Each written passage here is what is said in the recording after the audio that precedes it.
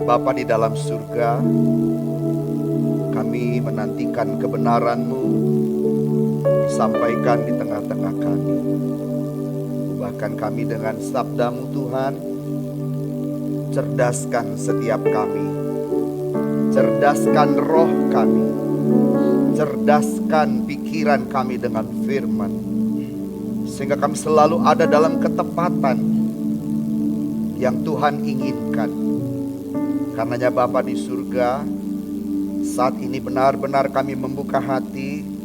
Kami bersedia kebenaran-Mu memenuhi ruang hati kami, bejana hati kami. Bapa, berbicaralah Tuhan. Dalam nama Tuhan Yesus kami berdoa. Haleluya. Bersama katakan amin, amin. Silakan duduk. Bapak Ibu, saudara-saudara terkasih di dalam Tuhan, selamat pagi. Shalom. Minggu lalu saya mengajarkan tentang satu hal, yaitu finger of death. Finger of death atau yang dikenal secara ilmiah Barnacle, yaitu fenomena alam di mana air laut membentuk jari es. Dan perlahan-lahan air laut yang super dingin ini Bapak Ibu turun sampai ke dasar secara perlahan-lahan. Begitu es yang super dingin ini sampai ke dasar, setiap kali dia menyentuh hewan-hewan binatang-binatang yang ada di dasar itu, semua binatang itu membeku, mati. Semua yang tersentuh Barnacle mati karena dingin yang ekstrim. Semua yang dilewatinya membeku. Ada satu pelajaran yang saya sampaikan, yaitu bahwa kebenaran tanpa kasih akan membekukan. Kebenaran tanpa kasih itu sama kerjanya dengan Barnacle. Apapun yang disentuhnya akan membeku dan mati. Mati secara perlahan-lahan. Demikian juga Bapak Ibu, ketika kita menyampaikan kebenaran tetapi tidak didasari oleh kasih, maka apa yang kita sampaikan itu akan mematikan. Apa yang kita sampaikan itu bukan membangun, bukan menghidupkan, tetapi membekukan.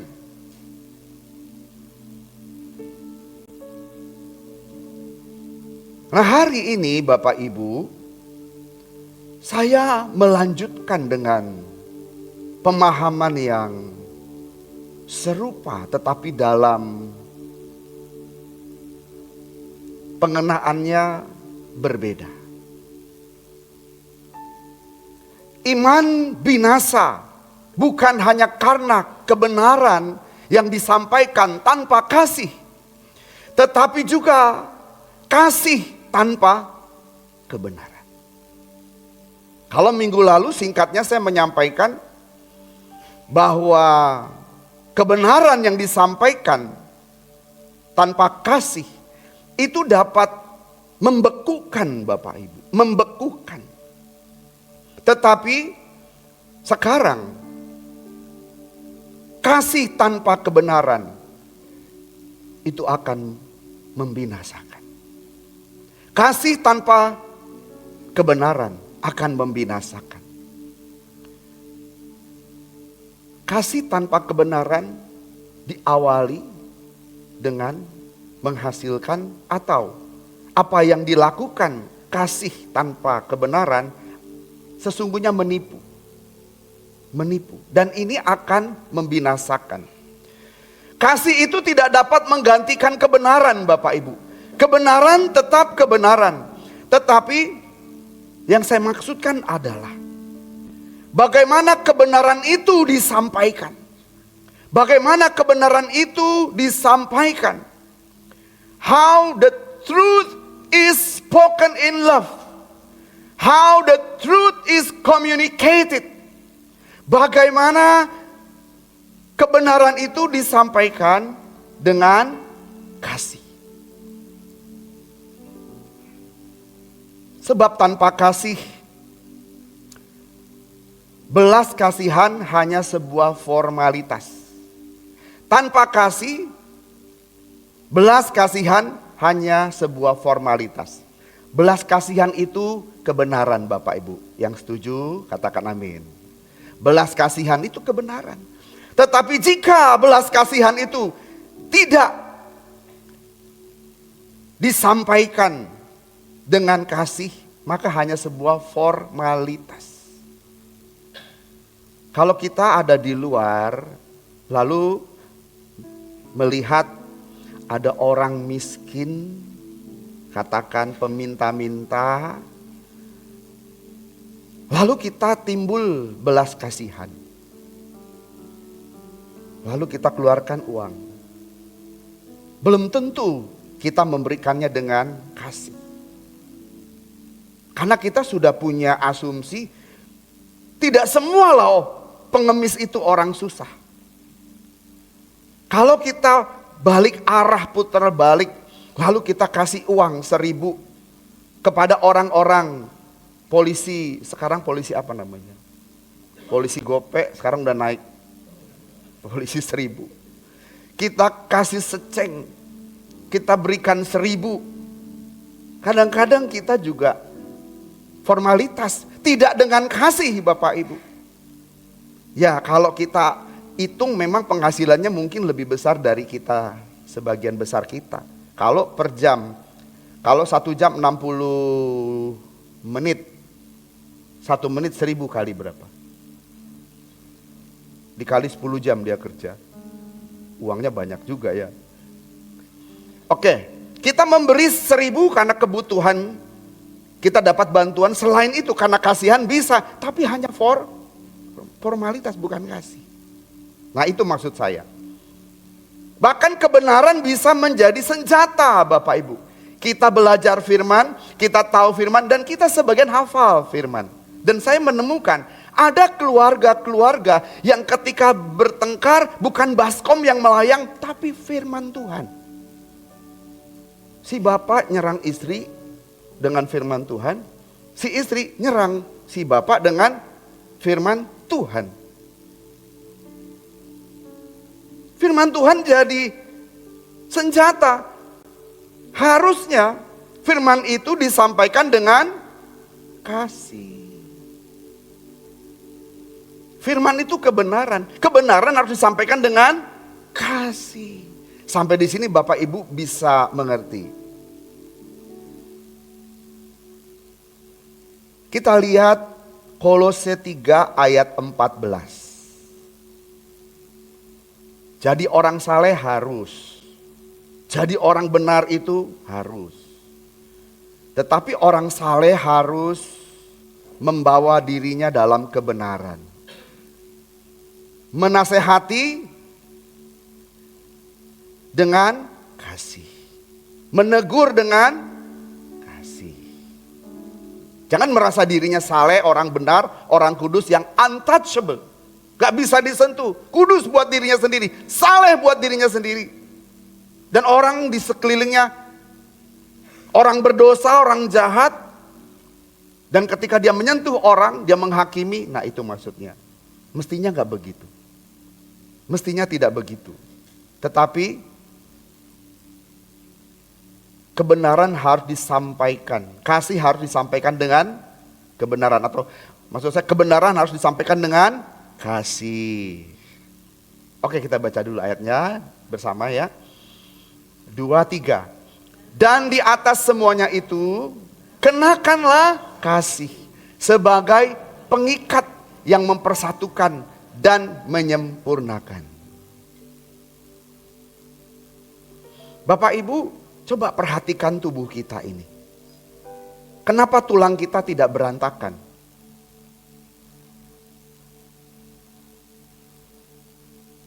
Karena ada yang mempersatukan. Tubuh kita terdiri dari berbagai organ. Tapi bisa tidak berantakan nih. Tulang-tulang saya bisa tersusun. Kuat, bisa berdiri tegak. Karena ada apa? Ada yang Menyatukan.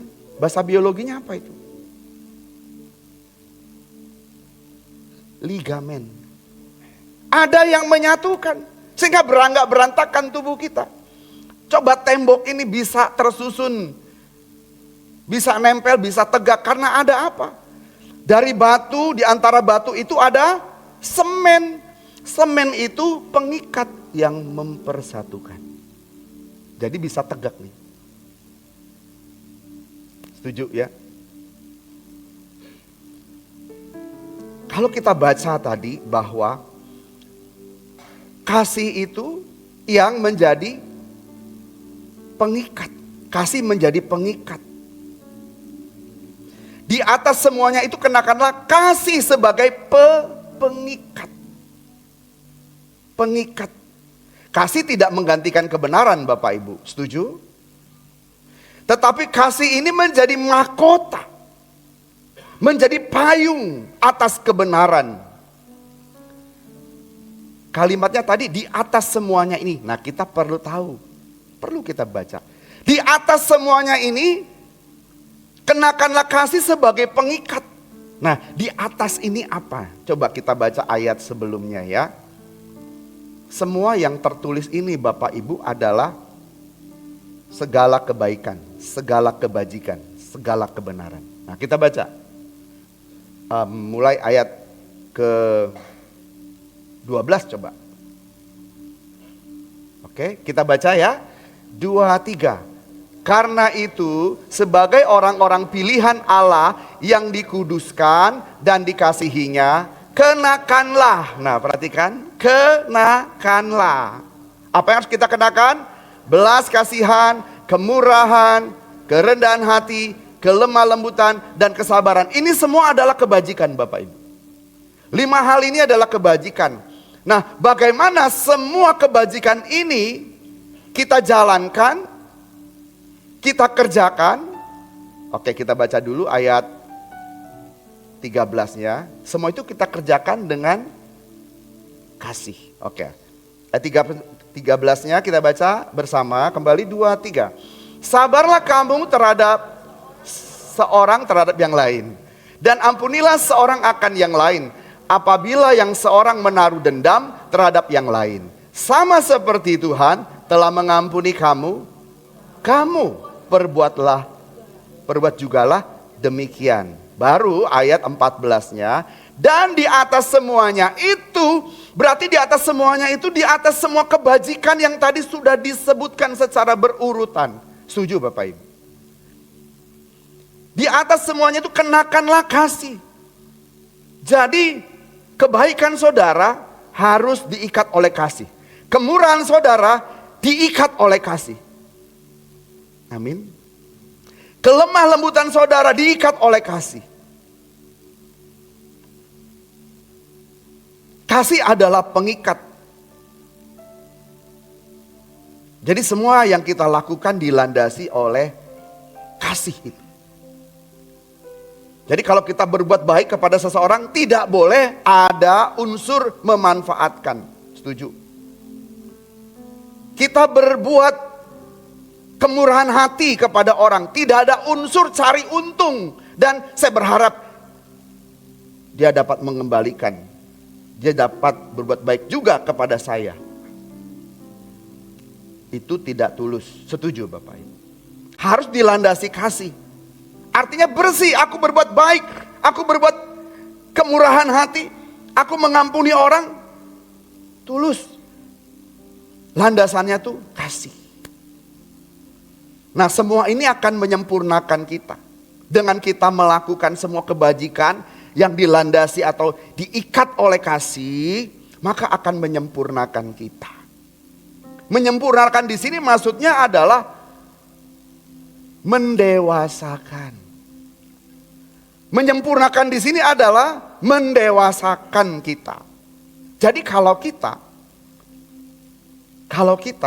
tidak membalas kejahatan dengan kejahatan, kita punya kesempatan untuk membalas kejahatan dan kita tidak lakukan Bapak Ibu. Landasannya kasih. Maka ketika kita tidak membalas kejahatannya karena dasarnya kasih, bukan karena takut Bapak Ibu. Ada banyak orang tidak membalas kejahatan dengan kejahatan karena takut. Yang kedua, nggak punya kemampuan, nggak punya kapasitas. Coba dia punya kapasitas, dihajar balik Bapak Ibu. Karena nggak punya kapasitas, nggak punya kemampuan, dan karena takut, dia nggak balas kejahatan dengan kejahatan. Bukan kasih, tetapi kalau kasih, dia punya kekuatan, dia sanggup membalas kejahatan dengan kejahatan. Tapi dia tidak lakukan itu, dia tidak membalas kejahatan dengan kejahatan. Diikat dengan kasih. Ketika dia melakukan itu, maka orang itu akan didewasakan. Berikan kemuliaan bagi Tuhan. Akan didewasakan Bapak Ibu. Mau melakukan ini, kita berjuang bersama.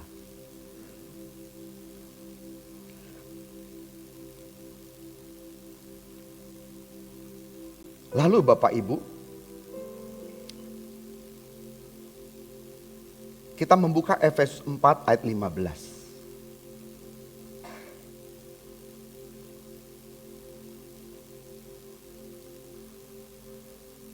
Untuk melengkapi apa yang saya sampaikan tadi Bapak Ibu. Bahwa kasih tanpa kebenaran itu merupakan pembiaran.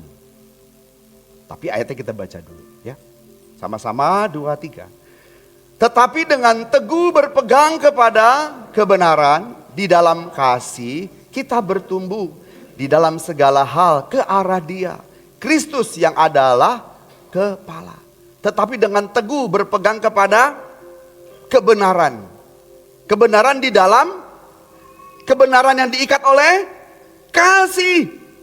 Sebab di luar juga banyak bicara kebenaran, tetapi kebenaran yang tidak diikat oleh kasih. Kasih yang diajarkan oleh Tuhan Yesus. Makanya kita lakukan kebenaran yang di dalam kasih.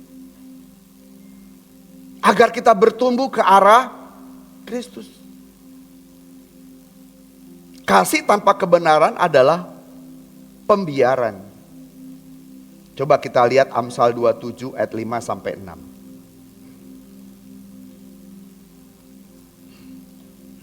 Agar kita lebih masuk lagi Bapak Ibu, memahami apa yang saya sampaikan ini. Memang kita harus hidup dalam kasih. Tetapi kasih itu harus disampaikan dalam kebenaran.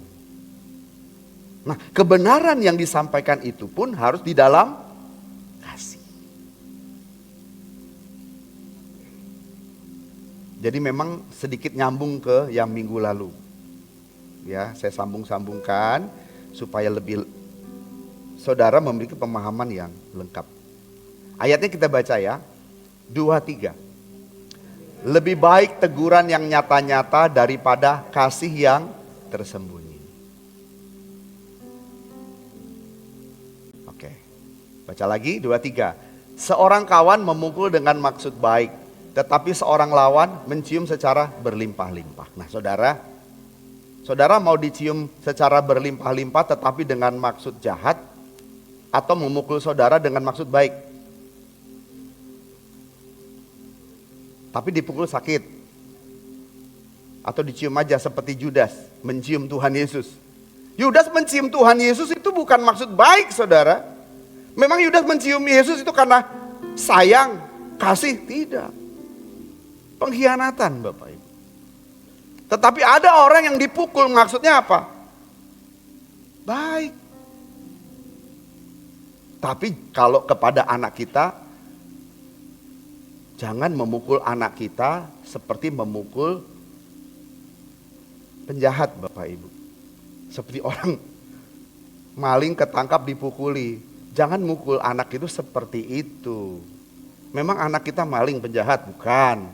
Tapi kalau boleh gak sih anak dipukul? Alkitab mengajarkan boleh dengan rotan tetapi sayangkan nyawanya. Jangan sampai kita pukul anak kita seperti kita mukul maling Bapak Ibu. Walaupun gak pernah pukul maling ya. Ini gambaran orang kalau maling ketangkap dipukulin sampai mati. Ya gak seperti itu pukul anak. Kita memukul anak sebagai sebuah peringatan dan tanda kasih sayang. Alkitab mengatakan begitu. Teguran yang nyata lebih baik dari kasih yang Aku sayang sama Bapak, tapi aku gak pernah tegur. Bapak udah jalan menuju ke jurang, saya gak tegur. Aduh, janganlah, nanti hubungan saya gak baik sama dia. Berarti saya gak sayang sama Bapak. Amin. Pak, stop Pak. Main judi stop Pak. Atau udah biarin, yang penting persembahannya di gereja. Saya harus tegur, Pak. Bapak akan terikat dengan judi atau judol. Bapak tercekek nanti. Cepet balik arah, berubah. Ya saya kalau khotbah kan negurnya umum Bapak Ibu. Kalau ada yang tersinggung ya kebetulan. Tetapi maksud saya negur begini, kebetulan saudara tersinggung, berubahlah. Sebelum dicekik oleh judol itu. Sekarang banyak orang kan terikat dengan judul jadi masalah dalam hidupnya, masalah berat, jadi susah sah hidupnya. Jadi di sini saya sambil mengingatkan jangan ambil jalan pintas ikut judul. Setuju Bapak Ibu ya? Jangan. Apapun masalahmu. Selain judul ada pinjaman yang pinjol. Sekarang istilahnya gitu, judol. Pinjol, kadang-kadang saya salah ngomong, ojol. Itu mah ojol ojek online ya. Judol itu judi online. Saya tadi ada bapak-bapak lihat saya atau ibu, mikir judol apa? Ada si Ludo. Ludo tuh main yang dikocok-kocok, 6 jalan. Oke, jadi ada judol, ada pinjol. Bukan benjol, pinjol, pinjaman online. Itu gampang Bapak Ibu, gampang dapatnya. Emang begitu setan, gampang dapatnya, susah belakangan. Tapi kalau Tuhan kerja keras, dapatnya lama, tapi sukacita belakangan. Nah, itu Tuhan. Nah sekarang lebih baik saya tegur Bapak Ibu, jangan ikut-ikutan judol. Jangan main pinjol, kecekek saudara. Terus gimana? Kencangkan ikat pinggang. Nikmati apa yang ada. Hiduplah secara sederhana. Jadi yang bukan bagian kita, yang kita nggak sanggup beli, nggak usah beli, tunda. Tunda sampai kapan Pak? Nanti di langit baru, bumi baru. Ya kalau di bumi kita nggak bisa beli, ya Bu ya. Mendingan nanti di LB3, langit baru, bumi baru. Pak, LB3 itu nanti kita hidup seperti orang purba Pak. Tidak ada HP Pak. Saudara merendahkan Tuhan. Saudara pikir teknologi kita lebih canggih dari teknologinya Tuhan? Manusia bisa bikin HP. Semua perangkat HP itu bahan dasarnya dari mana? Bumi. Bumi siapa yang ciptain? Tuhan. Berarti Tuhan sudah miliaran tahun yang lalu sudah tahu HP itu akan ada. Dia sudah siapkan perangkatnya. Bahkan gelombang radio sudah disiapkan Tuhan supaya manusia nanti bikin HP ada gelombang radionya, bisa digunakan. Jangan pikir Tuhan itu kampungan. Tuhan itu seperti bapak-bapak tua yang umurnya udah tua gitu, nggak pinter gitu ya, ketinggalan zaman, baju compang-camping, bajunya ala kadarnya. Itu kan gambaran manusia. Seperti apa Tuhan? Tuhan itu canggih banget Bapak. Tuhan itu modern banget. Di atas dunia modern manusia hari ini Bapak. Jadi gak salah kalau saya bilang ya Bu Margaret, kita tunda di LB3. Gak sanggup beli rumah yang ada liftnya. Gede banget tuh rumah ya. Kita tunda nanti di LB3. Amin. Gitu. Gak bisa beli mobil yang bagus. Nanti di LB3 saja. Emang ada mobilnya lebih canggih dari mobil kita Pak Viking, lebih canggih. Bahkan mungkin mobil kita ini bukan dari sini ke Depok, dari sini ke planet yang lain. Waktunya singkat. Jagat Raya punya Bapa di surga. Rumah kita mungkin di salah satu bintang itu. Makanya masuk dulu lah LB3. Kita berjuang di sini ya. Kita berjuang di sini untuk masuk LB3, langit baru dan bumi yang baru. Di mana di sana tidak ada kebanjiran Bapak Ibu. di sini kebanjiran ngikutin kita kemanapun saya pergi, ngikutin banjir tuh ngikutin saya. Saya pindah ke Bekasi, banjir ngikutin saya ke Bekasi.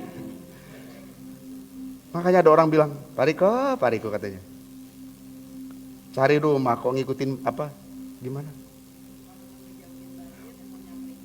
Pak Riko, orang mah ngejauhin banjir, lu mah deketin banjir gitu. Ya kan kita mampunya itu Bapak Ibu. Kalau saya mampu juga saya belinya di situ. Asia tropis. Tapi nggak mampu ya udah. Saya punya rumah itu mewah Bapak Ibu. Mepet sawah. Makanya kemarin kebanjiran. Nggak apa-apa rumah mewah saya ini saya nikmati. Ya nantilah di LB3. Kalau di sini sanggup beli. Kalau itu suatu kebutuhan yang mendesak. Kalau tidak tunda di LB3. Udahlah. Jadi nikmati apa yang ada ya Pak.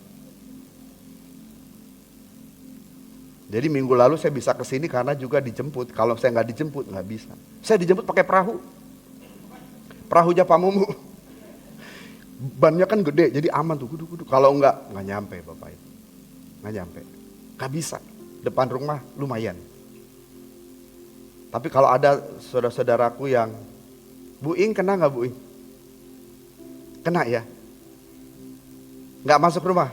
Puji Tuhan udah lebih tinggi ya. Saya juga nggak masuk rumah Bapak, tapi saya nggak bisa keluar rumah, itu masalahnya. Nah kan harus gereja kan, ibadah mesti jalan. Saya ditanyain gimana Pak, bikin online, karena pasti jemaat banyak yang tidak hadir. Online saja. Terus Bapak gimana? Saya nggak tahu. Terus saya WA Pak Mumu jemput saya, puji Tuhan, saya bisa sampai di sini. Memang jemaat nggak banyak, tapi unik loh. Ibadah pagi 36, ibadah kedua 63. Ini dibalik doang ini. Beneran 36 apa 63 ini dibalik aja. Puji Tuhan hari ini Bapak Ibu bisa hadir. Oke, kembali lagi ke sini. Jadi kalau saya menegur jangan tersinggung. Saya menegur bukan pribadi. Kalaupun pribadi Bapak Ibu, saya punya tujuan. Tujuannya adalah teguran yang nyata lebih baik daripada kasih yang tersembunyi. Tapi bagaimana aku menyampaikannya? Menyampaikannya ya tentu dengan kasih. Kebenaran ku sampaikan dengan kasih. Tidak menghakimi. Kalau finger of death itu menghakimi. Tangan Tuhan memang bisa mengacung dan menghakimi. Tetapi tidak selalu demikian. Itu udah terakhir Tuhan. Lihat tangan Tuhan udah teracung. Itu udah terakhir. Tapi tangan Tuhan selalu terbuka dan memeluk kita. Tapi kalau sudah nggak bisa, tangan Tuhan udah terbuka memeluk kita, udah nggak bisa lagi dinasihati, tangan Tuhan akan teracung. Nah itu akan membinasakan Bapak Ibu. Nah kita dalam menasihati orang, jangan sampai menggunakan tangan yang teracung, itu akan membekukan. Tetapi dengan kasih. Bagaimana kebenaran itu disampaikan, diikat dengan kasih, nah itu akan menghangatkan. Dan membuat kita dapat bertumbuh dengan baik. Amin, berikan dulu tepuk tangan bagi kebenaran ini. Nah seringkali kita mau menegur orang kan, pikiran kita gini, sudahlah gak usah ditegur lah nanti sakit hati lagi. Akhirnya kita membiarkan. Kita biarkan orang tuh berbohong, berbohong kecil biarinlah. Takut rusak suasana, takut rusak hubungan, biarin aja. Gak boleh Bapak Ibu. Bohong itu dosa. Bahkan saya mau mengatakan, bohong, walaupun bohong kecil, itu dosa yang paling cepat beranak Bapak Ibu. Iya loh, sekarang nih. Sekarang misalnya, Kesia ke rumah saya. Janganlah kalau Kesia emang gak tau malu. Masalahnya yang suka malu-malu siapa? Siapa ya? Nathan. Nathan, ya kan dia malu-malu sama pendeta kan. Nathan udah makan. Oh udah Om. Padahal belum makan. Gak enak dia kan ditanyain pendeta. Belum makan bener? Udah makan bener? Udah Om. Makan apa? Ngarang gak? Tadi bilang udah kan? Tadi di warung Padang sudah makan. Oh iya, Padang di mana? Tadi Padang di sana Om. Di pinggir kali sana. Pinggir kali mana? Pinggir kali itu mulai ngarang-ngarang. Saya makin tanya makin ngarang pasti. Terus makan apa? Saya tadi pakai rendang om. Oh rendang, berapa harganya? Makin saya tanya kok makin banyak dosamu. Jadi kita harus mengingatkan, jangan bohong. Kecil pun jangan bohong. Gitu kan ya. Oke. Kadang-kadang kita mau menasehati kan takut itu. Nanti ya orangnya bisa tersinggung. Enggak. Sampaikan tapi diikat dengan kasih. Sampaikan saja dengan tulus. Ikat dengan kasih, tidak menggurui. Tahu nggak kamu? Kamu suka berbohong. Bohong itu dosa. Dan pendeta mengatakan kalau suka bohong. Bohong itu dosa yang cepat beranak. Tahu nggak kau? Oh yuk kita nasihati bukan menggurui atau menghakimi. Tapi sampaikan. Mohon maaf. Kalau dia udah lebih tua Pak. Kita harus jujur Pak apa adanya. Gitu kan? Karena kebenaran firman Tuhan juga mengajar kita untuk tetap jujur. Gitu aja. Sampaikan. Nah. Selebihnya Roh Kudus pimpin. Amin. Gimana ya berkata-kata. Kadang-kadang ya orang ya. Sudah kita menyampaikan dengan cara yang baik pun tetap tersinggung. Yaitu kembalilah ke dirinya. Ya kan? Bukan urusan kita lagi. Tapi sampaikan dengan tulus. Dengan penuh kasih tujuannya. Supaya dia tidak terus tinggal di dalam kesalahan itu. Setuju?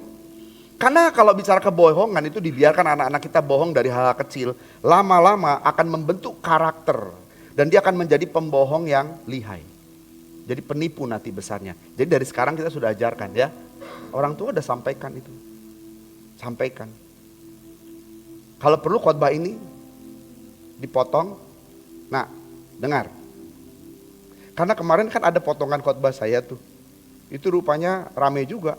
Banyak saya lihat komennya ya, komen-komen. Nah dengerin nih, mungkin bapak ibunya nggak denger penuh, tapi karena wah nih buat anak saya langsung dikirim mungkin ya. Jadi banyak yang kirim gitu. Nggak terakhir sampai berapa? Sampai 600 sekian ribu. 600 sekian ribu yang tentang nasihat tentang anak. Di sini pada bengong, berarti di sini nggak ada yang lihat. Pada bengong di sini, berarti nggak ada yang lihat ya. Jemaat sendiri nggak tahu postingannya tuh. Nggak apa-apa lah ya Bapak Ibu. Hah? Oh lihat ya, makasih Bu. Ada tentang anak muda yang membersihkan tempat tidur ya itu nggak sengaja. Itu memang nggak bisa ditebak ya. Bisa rame banget yang viewernya bisa rame banget itu. 600 ribuan. 600 ribuan orang pada kirim. Karena nasihat tentang ke anak ya. Jadi emak-emak pada lihat, bagus buat anak saya, langsung kirim. Padahal dia belum baca juga mungkin. Belum dengar maksudnya, belum dengar tuntas ya. Buat anak saya. Karena tidak rajin membersihkan tempat tidurnya. Mudah-mudahan sekarang ada yang potong lagi nih. Yang suka bohong tadi. Tapi ya pintar yang motong sih sebetulnya ya. Padahal kalau kita ngobrol yang ngobrol begini aja. Jadi Bapak Ibu, kita harus berani menegur ya. Jangan udahlah, yang penting hatinya baik, gak usahlah ditegur. Ya kalau seorang hidup sembarangan, tegur Bapak Ibu. Tegur. Walaupun kelihatannya kebenaran tidak menjadi ramah buat dirinya, gak apa-apa. Tapi tetap kasih, diikat dengan kasih. Kadang-kadang ya ada teman-teman yang kasar, terus gampang marah. Kalau bercanda tuh ngomongnya kasar, terus gampang tersinggung. Nah, orang-orang begini harus dinasehati Bapak. Orang gampang tersinggung tuh kenapa? Pasti ada kepahitan. Terus emang gue dari sononya begini Pak, emang gue itu bagus apa? Gak bagus itu. Jangan bersembunyi di balik dosa itu. Dari sononya Pak, terus dengan karakter itu kita mau masuk surga. Benahi Bapak Ibu. Nah saya sampaikan ini. Ya saya harus menegur. Jangan bangga dengan gampang sakit hati, gampang tersinggung, sensitif hidupmu. Terus bangga. Itu dosa. Yang membuat saudara tidak bertumbuh, karakter yang salah itu. Yang membuat kita gak bertumbuh dalam kebenaran. Nah diperlukan teguran yang nyata-nyata. Setuju? Tapi dibalut kasih. Berikan tepuk tangan bagi Tuhan. Kasih yang takut menegur demi damai palsu adalah kasih yang menunda pemulihan atau toleransi. Kita nggak bisa toleransi dengan dosa. Menunda pemulihan itu damai palsu. Ya, yang penting hidupku dengan saudara damai-damailah. Jadi aku nggak tegur. Itu damai palsu. Mungkin dengan teguran saudara tersinggung dengan saya. Tapi saya kan sudah menegur dengan dibalutkan kasih. Sampaikan kebenaran dibalutkan kasih. Tapi kalau masih tersinggung, saya nggak bisa berbuat apa-apa lagi. Tujuan saya supaya saudara berubah seperti aku berubah. Kan begitu. Amin. Tuhan Yesus kan melakukan hal yang sama Bapak Ibu. Memang kasih sejati tidak selalu nyaman. Tetapi pasti memulihkan. Kalau kita menyampaikan kebenaran, oh pendeta itu keras ajarannya. Tapi dasarnya kasih Pak. Dasarnya kasih. Memang kasih tidak selalu nyaman. Buat karakter-karakter kita yang salah. Buat dosa-dosa yang masih mengikat kita. Kasih tidak selalu nyaman. Tetapi kasih selalu menyembuhkan. Tapi kalau kita tidak mau menegur dengan kasih. Ini toleransi yang perlahan-lahan akan membunuh iman saudara. Seolah-olah yang kulakukan itu nggak apa-apa di mata Tuhan, nggak apa-apa. Kebohongan kecil kok, korupsi kecil kok. Allah hanya rokok, nggak apa-apa. Alkitab saya ingatkan saudara, kita mengatakan jangan membeli yang bukan roti. Rokok itu roti. Bukan. Sekarang ada lagi yang apa namanya? Vape. Apakah vape itu roti? Mengenyangkan saudara. Lalu ketika dihisap, yang ada merusak saudara. Stop. Mendingan uangnya itu dipersembahkan untuk pekerjaan Tuhan. Amin ya. Orang bisa beli itu berapa banyak, berapa harganya mahal kalau nggak salah. Nggak tahu ya. Saya juga nggak tahu. Karena dulu pernah anak saya ketika main musik di luaran Bapak Ibu, itu pulang malam saya temukan ada mesinnya apa namanya? Ada alatnya tuh. Alatnya di mobil kan, saya ambil. Saya buang. Terus ada lagi, saya buang. Padahal satunya bisa 500.000 katanya. Dia nggak nanya juga, dia nggak berani nanya kan. Saya buang ke tempat sampah, dia nggak berani nanya. Tapi sekarang udah nggak berani dia. Saya nggak izinkan dia tidak izinkan main di sekuler. You nggak jadi orang kaya, main di gereja. Tapi kamu sedang mengumpulkan harta di surga. Kalau dia main di luar mungkin bisa punya duit sedikit, lebih banyak dari ini. Tapi stop. Daripada saya perhatikan, dia pulang malam yang ada anakku dari nge-vape lama-lama. Itu pintu gerbang bisa meningkat. Wah bahaya, saya bilang. Gimana aku memulihkannya nanti? Aku khotbah sementara anakku terbawa arus. Jadi aku buang. Pas aku lihat harganya, mahal ternyata. Saya nggak peduli. Papa bisa ganti yang lain. Selama masih sanggup untuk ganti segitu aja sih. Ikut papa. Kamu di sini. Udah dia di sini, Bapak Ibu. Setiap hari sini. Kemarin dia berangkat duluan. Pakai motor, tapi balik lagi.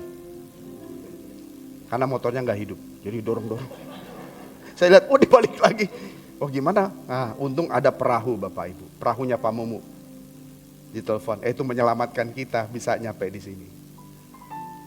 Nah, Bapak Ibu, coba kita lihat ya, apa yang Tuhan Yesus lakukan dalam Yohanes 8 ayat 11. Kepada orang yang berdosa. Di dalam Yohanes 8 ayat 11. Kita baca ya, 2, 3.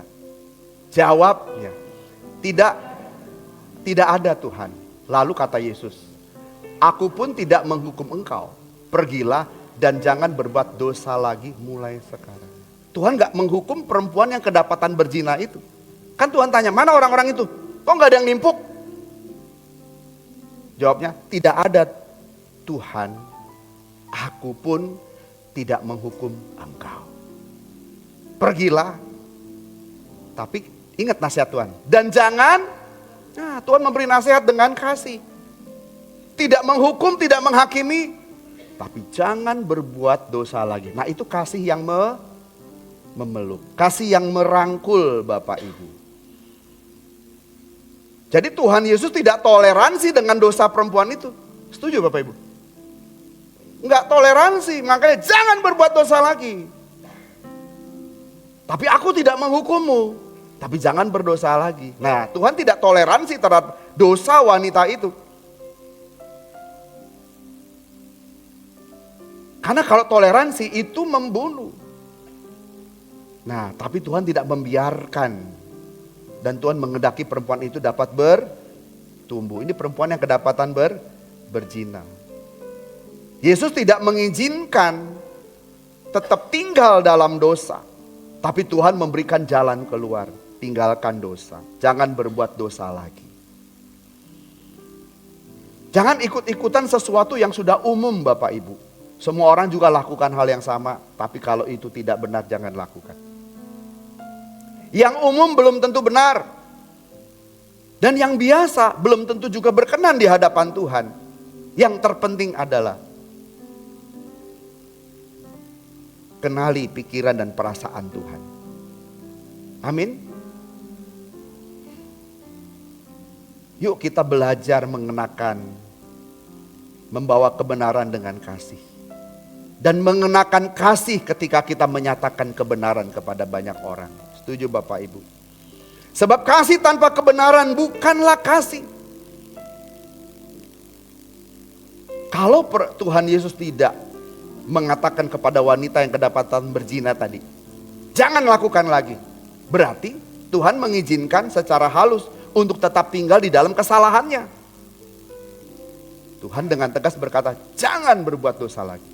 Aku juga tidak menghukum engkau. Bukan Tuhan setuju dengan dosanya, bukan. Tuhan memberi kesempatan. Dia merangkul wanita itu dengan kasih. Dan tidak mengizinkan wanita itu tinggal di dalam dosa. Itulah kasih yang nyata. Yang harus kita ungkapkan dengan benar. Kebenaran yang harus diungkapkan dengan kasih. Dan itu wujud dari kasih yang nyata. Amin. Kadang-kadang memang bisa menyakiti. Tetapi di balik kasih yang kita lakukan, kita menegur bisa menyakiti, memukul pun kalau itu diperlukan banget menyakiti, tetapi akan menyelamatkan. Dan itu jauh lebih baik. Mari kita berjuang Bapak dan Ibu untuk menerapkan kasih yang Tuhan ajarkan dalam hidup kita dan kepada banyak orang. Sampaikan kebenaran dengan kasih. Saudara akan diberkati Tuhan. Amin. Tuhan berkati kita semua.